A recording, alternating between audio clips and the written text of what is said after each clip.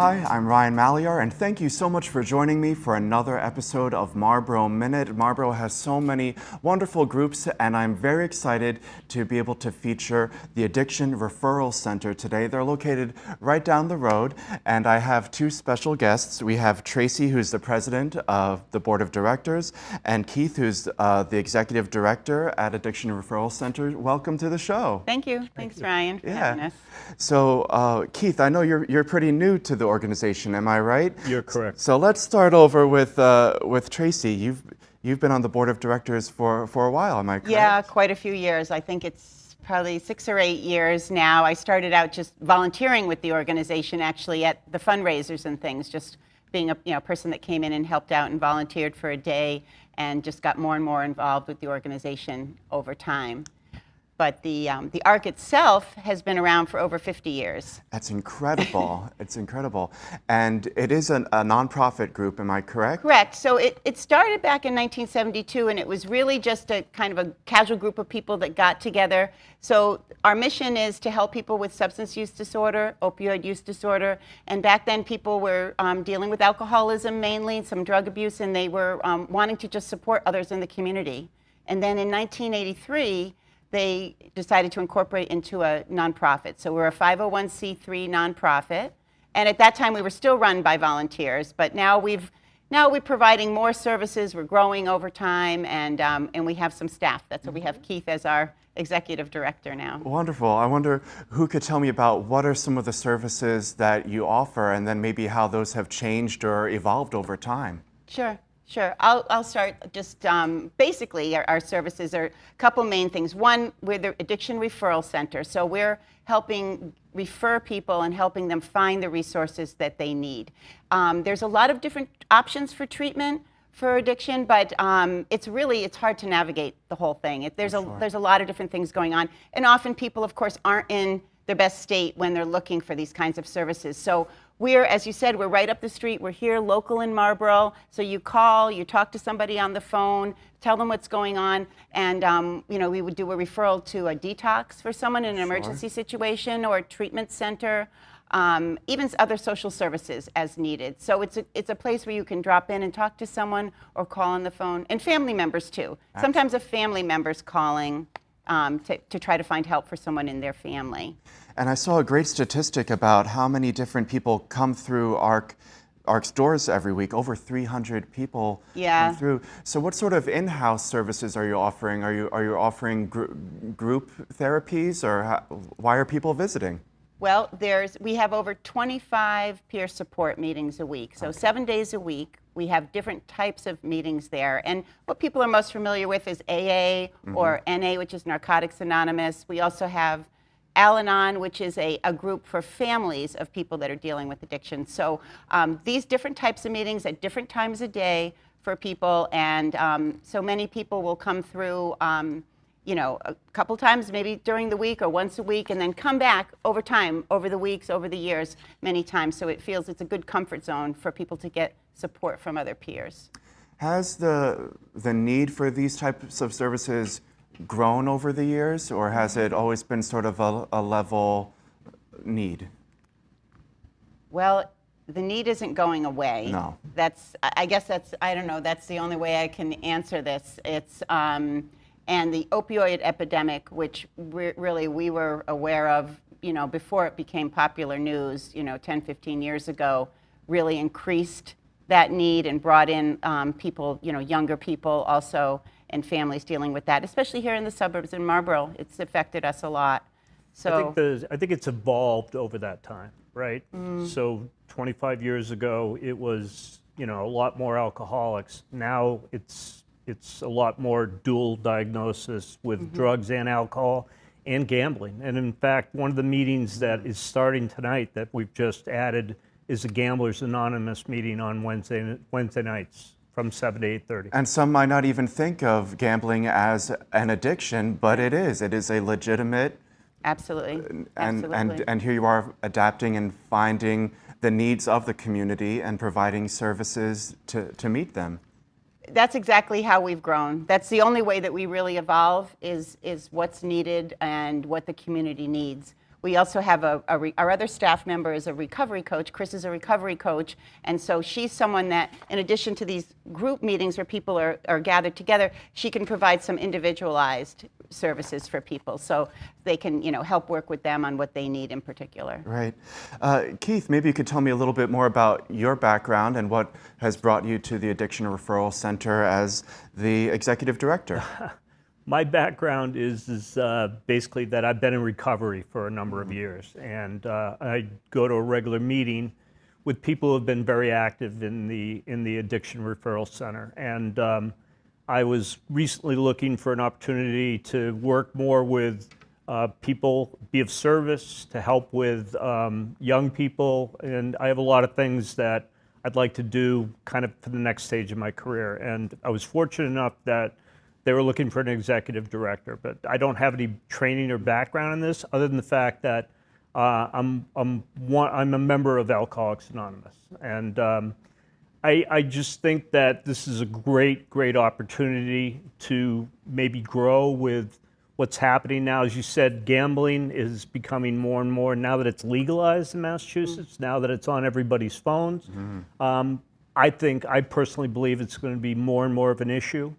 But, it's wonderful to have a place where people can come during the day and just go to a meeting at noon, go at 5:30 or at 7:30 in the morning. 6:45 in the morning. Yeah, there's an early, they call it early risers. Yeah, pre-work. Yeah. Yes, yeah, that's it. You have to. So meeting people where their availability is and making those opportunities available, whatever your time schedule might Correct. be. Yeah.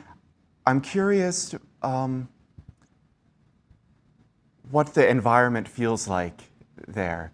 What is it? How do you establish a welcoming place when someone might be apprehensive of putting themselves out there and admitting to their addiction and beginning to seek help? It must be difficult to navigate. How do you set the tone and feel of your location?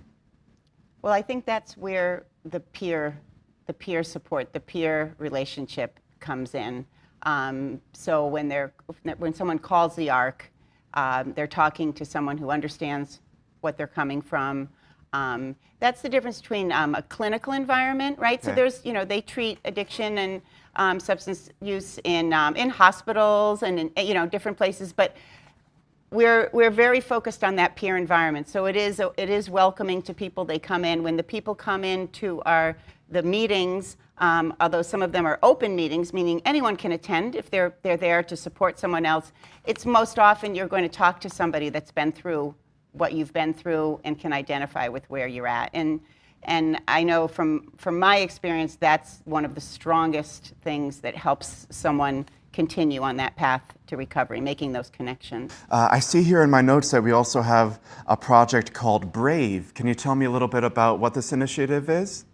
Yeah, this is a new initiative in 2024, which is designed to help people who are coming out of detoxes or treatment centers, and they really don't have a next step. They don't have anywhere that they can go into a safe environment. So there are sober houses throughout Massachusetts, but they generally require first month of rent before they'll let you go in. So Project Brave is basically a scholarship to provide those people with their first month of rent. And once they get in the house, they have resources there to help them find a job, make sure they're going to meetings, track their progress. So hopefully after that first month, they become self-sustaining and then start to build their way back into society. So it's a scholarship. They're not expected to pay that money back? No.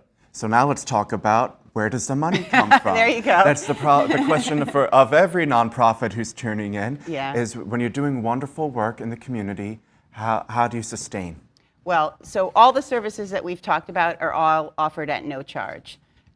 So we are totally funded by donations from individuals, from businesses in the community, and from foundations. The other thing that we do is we have our own fundraisers. Yes, you do. Yeah, and they're so- good ones. They're a lot of fun. So this, in August, is coming up the 15th annual ARC Golf Tournament. So we do a golf tournament in August, and then we also have a comedy show that we do in February. And between these two fundraisers, we're able to support ourselves over 50% of our operating expenses. So, we're working hard to keep ourselves going. The golf tournament's over in Northborough at Juniper Hill. It's a great course, and it's become so popular that we sell out now every year. We bring 144 golfers there. It's packed. Might be time to add a second one. I know, it really is. But it's a great coming together of the community, because it's people locally that are golfing, and not people just that are in recovery, but people that are supporting the mission and who believe in the cause. And then also it gives a chance for the local businesses, many of them they're sponsors of the tournament, or some of the smaller coffee shops and things will just donate a gift card that we'll then use for our raffles. So everybody in the community really comes together to help us create a good event. And no gift is too small. Oh, no. The raffle prizes, we're giving out, $10 gift cards for coffee, or, going to a restaurant or that type of thing. It's great. Might as well talk about the comedy show too, since you mentioned it. Do we have a lineup yet this year for the... Well, I don't have the comedians yet, but Okay. we work with a great guy. We work with Scamps Comedy Production, which does a lot of fun stuff around Sure. here. And Dave Radican's been working with us for years. But we do that at the Hudson Portuguese Club, which is a super popular spot around is, here. yeah. And Ryan, we've sold that out also the last 2 years, 400 seats. Wow. And we sell them all. And it's a very low cost event to attend. The tickets, we want everybody to be able to come, bring their family. It's a great way a lot of times that people connect with each other that wouldn't otherwise. And we get donations for everything. We get food from the local grocery stores, and cake and cookies and things like that. So it's a great evening. Back to the golf tournament. Is it sold out already, or are there still We've registrations? still got a few spots left. Okay, just and a we have few lots of sponsorships available. Absolutely. Absolutely. Let's talk a little bit about the organization again, and we're talking about giving gifts, but we're also talking about giving time. And are there opportunities for people to volunteer with your organization? Yeah, well, we have a volunteer board of directors. Okay. So we do often have openings on our board of directors. So that's a great way for someone to come in that believes in the mission. We have people on the board of directors that are in recovery, but we have about half our board are people that just believe in the mission and supporting people. So we welcome people from the community that care to join the board of directors, and also to help with planning our events. These events, it takes a lot of time. Right. Keith has got other things to do while he's over there keeping the organization running day to day. So we get volunteers to step in and organize these events and help. Keith, maybe fill me in a little bit more on your day today. Now you're managing some staff, and are you now taking on the lead role of fundraising and development as well, or how does your position work? Work in progress. Yes. So yeah, no, it's something I'm coming up to speed on. This is, I believe, my third week, and there's a lot of day-to-day activity and tracking.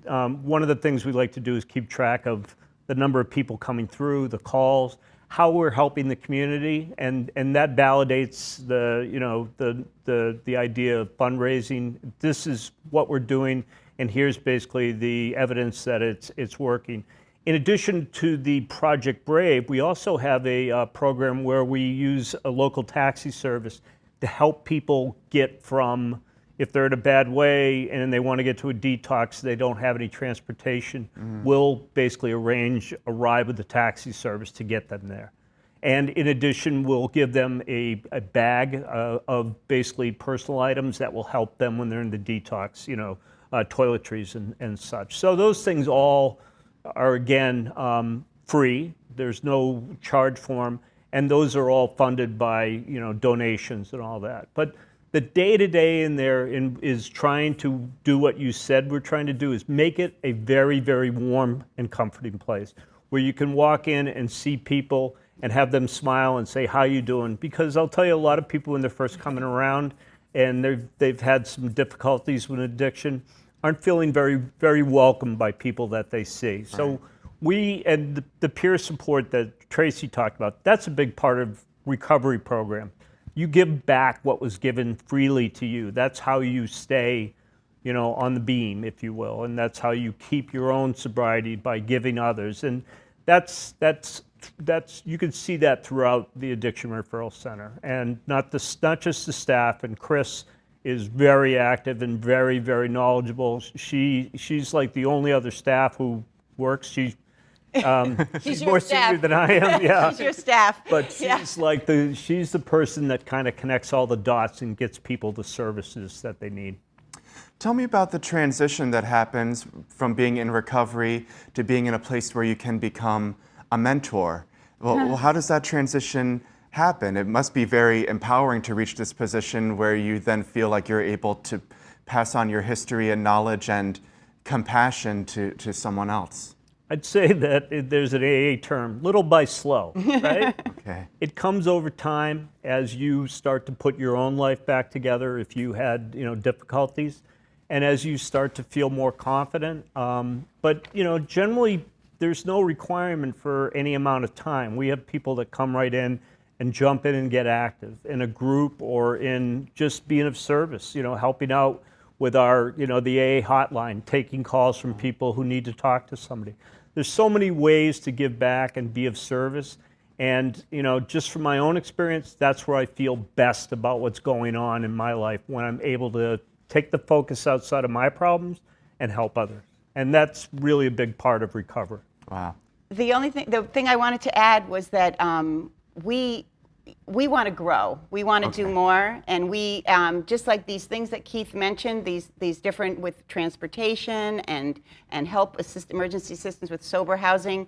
We look to see where the gaps are and how we can fill the gaps. And one of the things we see now is that personal connection, talking to someone one-on-one, is so valuable. And so our goal now is really to grow and bring in more recovery coaches. We'd love to have more personnel, because the more recovery coaches are, the more outreach we can do into the community. We can work with people in Marlborough, help them. We'd also like to bring in a bilingual recovery coach. We don't have that offer now, but it certainly, I think, would be a great resource for Marlborough to add. So that's part of why we continue to fundraise and ask for donations and help to keep the organization going. And it's just inspiring to hear your passion to continue growing and adapting and changing. There's no sense of complacency here whatsoever. The world is ever evolving, and you're changing to meet the needs of this community. Well, Tracey's actually retired, as is another person who's been very active in the ARC. They're the busiest retired people I've ever seen.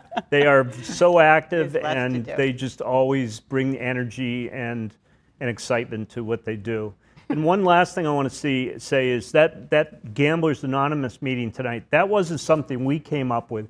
That was somebody who came to us and said, I think it would be great if we could do this. So having people in the community bring ideas to us, especially to me, because I'm in there, that's a great way to grow the organization. If someone is tuning in right now and maybe they're not familiar with your organization and they could benefit from your services, or they know someone who could, what's the best way to get in touch? Just swing by, or a phone call? Or Exactly. Swing by or a phone call. And we have a website. I think you were going to provide the website. It's the addictionreferralcenter.org. And go on that website. The phone number's there. Keith's email is there. And our address, and also just a little bit more information about us too, so if someone wants to learn about the organization. And just give us a call. We're right down the street, like you said. Absolutely. Wonderful. So once again, this big golf tournament is coming up on Friday, August 16th, Juniper Hill Golf Course. All the information is online, and those tickets are selling fast. So if you want to get in there to play, you know where to find information. And of course, if you are looking to get involved in your community as a sponsor, this is a wonderful group to put some money into to support in this wonderful community that we have here in Marlborough. So once again, I'm Ryan Malyar, and thank you for tuning in to another episode of Marlborough Minute on WMCT-TV.